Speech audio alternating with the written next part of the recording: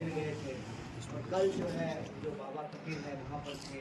बनगांव में जो है भगवती स्थान में हमारी एक सभा हुई, तो वहाँ के लोगों ने भी कहा कि ये इलाके का एक बहुत ही विकसित गांव है, लेकिन स्थिति ये है कि घरों में आपको कोई नौजवान इंसान नहीं मिलेगा, या तो बूढ़े हैं या बच्चे हैं। और उन्होंने कहा कि इतना सभ्य गांव है, कभी हमारे यहाँ चोरी की कोई घटना नहीं होती थी, लेकिन अब इधर जो है अपराध की घटना बढ़ी है। तो प्रश्न ये है कि सरकार जो दावा करती है कि सुशासन है, सब कुछ ठीक हो गया है, लेकिन आंकड़ा तो कुछ और कह रहा है। आंकड़ा तो कह रहा है कि अपराध बढ़ रहा है, महिलाओं के खिलाफ अपराध बढ़ रहे हैं। यहाँ मतलब जाके पैर न फटे विवाही वो का जाने पीड़ पड़ाई।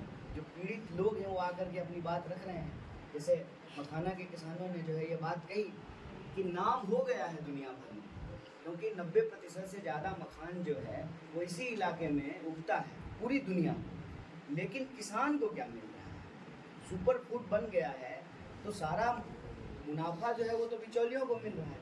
किसान तो जो है उसी परिस्थिति में जीने को विवश है। और कितना कठिन है मखान की खेती करना, कितना मुश्किल है, कितना जो है उसमें मेहनत लगता है, लेकिन जिस अनुपात में उनको मुनाफा मिलना चाहिए वो लाभ किसान को नहीं मिल रहा है, बिचौलिए जो है उसका लाभ उठा रहे हैं। इसी तरह से कल जब हम लोग मधुबनी पेंटिंग, मिथिला पेंटिंग के जो कलाकार थे उनसे मिल रहे थे, तो उन्होंने भी इसी से मिलती जुलती बात कही कि खूब नाम हो गया है मिथिला पेंटिंग का, डिमांड भी है ग्लोबल मार्केट में, अमेरिका और यूरोप में, लेकिन हमारे पास चूँकि कनेक्टिविटी नहीं है, हम जो है मार्केट से जो है बाज़ार से सीधे तौर पे जुड़े हुए नहीं हैं, तो मुनाफा का बड़ा हिस्सा जो है वो बिचौलियों को मिलता है। और जो एक्चुअल कलाकार हैं, जो बनाने वाले हैं, उनको जो है ज़िंदगी जीना आज भी मुश्किल हो रहा है। तो हमारी कोशिश भर ये इतनी है कि इस यात्रा के माध्यम से बिहार के अलग अलग इलाके के जो स्थानीय मुद्दे हैं उसको उठा सकें। जैसे हमारी यात्रा जब आ रही थी जिला कांग्रेस कमेटी, तो रोड पे ही जो है फाटक पड़ा, रेलवे फाटक। हमने कहा कि एकदम जिले के जो है मुख्य मतलब बीचों बीच ये फाटक है, स्वाभाविक रूप से जो है यहाँ भयंकर जाम लगता होगा।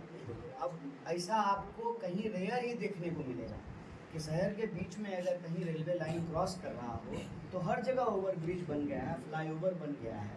हम देखें कि सहरसा में जो है अभी तक फ्लाईओवर नहीं बना है, तो फिर हमने पूछा, लोगों ने कहा कि घंटों जाम लगता है, बहुत भयानक जाम की समस्या है।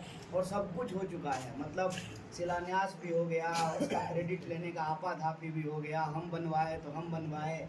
और इसका भी हालत वही है दरभंगा के एम्स की तरह, कि दरभंगा का एम्स बना भी नहीं और लोग जो है उसकी वाहवाही लूटना शुरू कर दिया। तो ये जो हमारी स्थिति है कि हमारा इतना गौरवशाली इतिहास है, इतनी शानदार जो है हमारी परंपरा और संस्कृति है, हमारा वर्तमान इतना चुनौतीपूर्ण क्यों है? और इस वर्तमान को बदले बिना हमारा भविष्य सुंदर नहीं हो सकता है। तो इस यात्रा के माध्यम से राजनीति से इतर हमारी कोशिश यही है कि जो लोग प्रभावित हैं, उसको अंग्रेजी में कहते हैं वॉइस ऑफ अनहर्ड, उन लोगों की जो है आवाज़ जो है यात्रा बन सके। और एक बार पुनः आप सब लोग इस यात्रा को कवर कर रहे हैं, आपका बहुत धन्यवाद। यात्रा से संबंधित अगर कोई प्रश्न होगा तो हम लोग यथासंभव जवाब देंगे। बहुत बहुत धन्यवाद। कहने को तो हर कोई कुछ ना कुछ कहेगा ही, क्योंकि मेरी अपनी एक विचारधारा है, मैं एक पार्टी से जुड़ा हुआ, उस पार्टी का अपना एक इतिहास है, उस पार्टी की अपनी संस्कृति परंपरा है, उसकी अपनी विचारधारा है। तो स्वाभाविक रूप से जो उससे असहमत होंगे उस पर सवाल उठाएंगे। और हमारी विचारधारा, हमारी पार्टी की विचारधारा हमको यही सिखाता है, लेट्स एग्री टू डिसएग्री। में सबके पास सुरक्षित है, तो विपक्ष जो कहना चाहते हैं वो कहें। और हम उसको सफाई में नहीं, बस एक स्थिति स्पष्ट करना चाहते हैं कि यह यात्रा एक जो है महान और चुनौतीपूर्ण उद्देश्य लेकर के चल रही है। तो इसमें हमारे दिमाग में कोई इफ और बट नहीं है। हमें आता नहीं ना मोहतरम को मोहतरम कहना, किसी को ज़्यादा किसी को कम कहना। हम किसी भी सरकार, किसी भी पार्टी या विचारधारा पे उंगली नहीं उठा रहे। हम सिर्फ ये सवाल पूछ रहे हैं कि हर विचारधारा, हर पार्टी, हर जाति, हर धर्म, हर क्षेत्र का लोग यह स्वीकार कर रहा है कि बिहार में पलायन एक बहुत बड़ी समस्या है। अगर हर कोई स्वीकार कर रहा है तो फिर इसमें सामूहिक प्रयास क्यों नहीं होगा? राजनीति और चुनाव से इस यात्रा का इतना ही संबंध है कि अभी जो हमने शुरुआत की है ये यहाँ रुकने वाली है नहीं। कल को हम भी चुनाव लड़ेंगे, हम भी चुनाव लड़ने का मतलब हमारी पार्टी चुनाव लड़ेगी। हम एनजीओ तो नहीं है ना, चुनाव तो लड़ेंगे। तो हमारी पार्टी भी मजबूर हो, समझिए इस बात कि घोषणा पत्र में, चुनावी एजेंडे में इस सवाल को सबसे प्रमुखता से रखा जाए।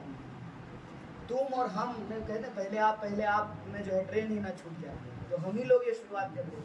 फिर जो है जब जिस हम महागठबंधन में रहेंगे, सहयोगी दल भी उस सवाल को उठाएं, फिर विपक्ष भी उस सवाल को उठाए। पर मैं एक उदाहरण आपको देता हूँ, कई बार ना जरूरी चीज पर साहसपूर्ण तरीके से बोलने की जरूरत है।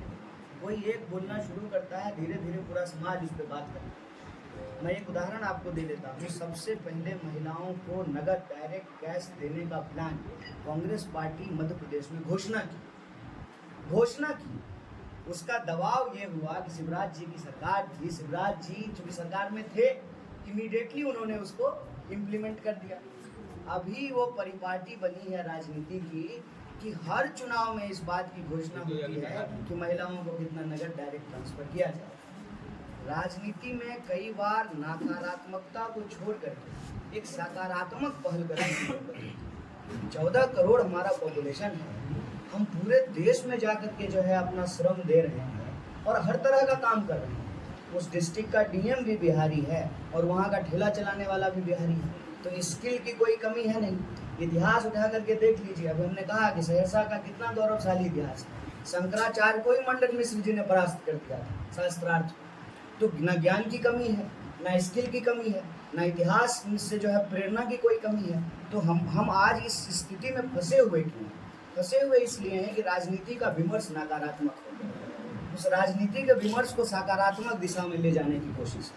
और इस पर बोलेगा जो प्रभावित हो, वो क्यों बोलेगा? जिसको राजनीतिक नकारात्मक राजनीति से लाभ होगा वो नकारात्मक राजनीति करेगा, वो ध्रुवीकरण की राजनीति करेगा, वो नफरत की राजनीति करेगा, क्योंकि उसी से जो है वोट के कैलकुलेशन में वो चुनाव जीत रहा है। लेकिन समाज का इससे भला नहीं।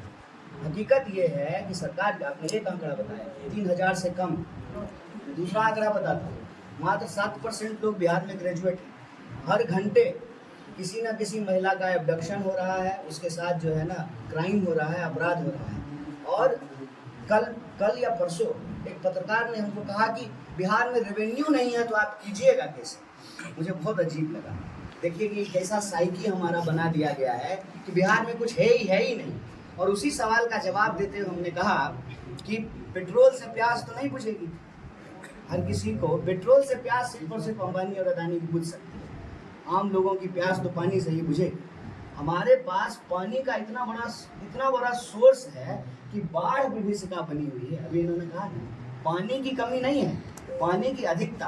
तो पानी जब इतना बड़ा रिसोर्स है तो आप कैसे कहते हैं कि बिहार के पास रिसोर्स नहीं है?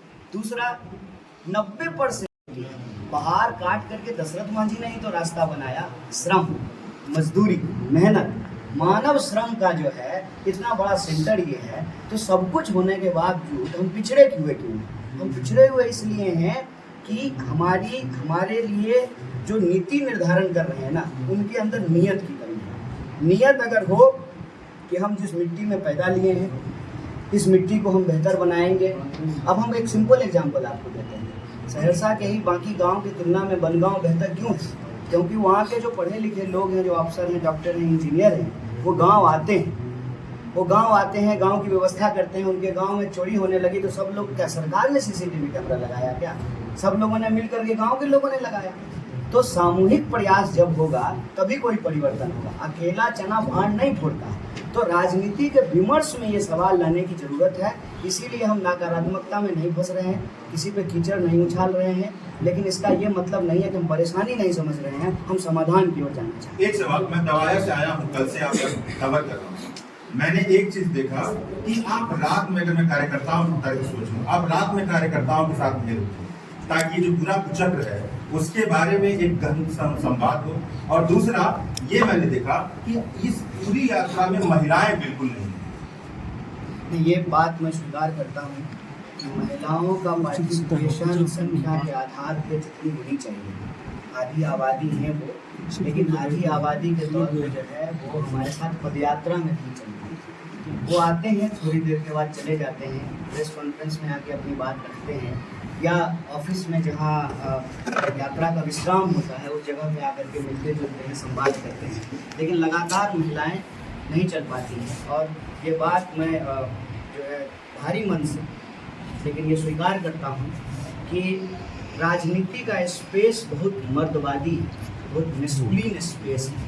धक्का धक्की, फोटो खिंचाना, चेहरा दिखाना, तो उसमें महिलाएं जो है अपने आप को थोड़ा पीछे कर लेती हैं। लेकिन हमारी कोशिश ज़रूर है कि महिलाएं